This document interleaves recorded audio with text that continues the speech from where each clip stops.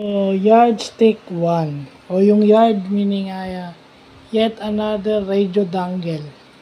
So, yung yardstick 1, yun daw yung nagtatransmit at nagre-receive ng signals below 1 GHz. So, yung kanina, yung Hack RF1 is hanggang 6 GHz. Ito yung mas mababa pa rito. Pag mas mababa pa rito, yun ang yardstick 1 ang gagamitin mo. Yet another radio dangle. Yun yung meaning ng yard. So, at least, di ba, yun yung maganda.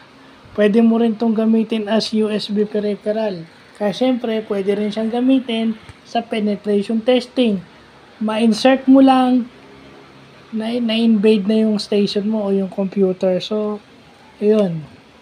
Basically, lahat ng nabanggit ko ever since kanina is can be used as USB peripheral.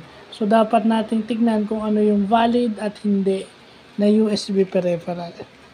So, yun lang po.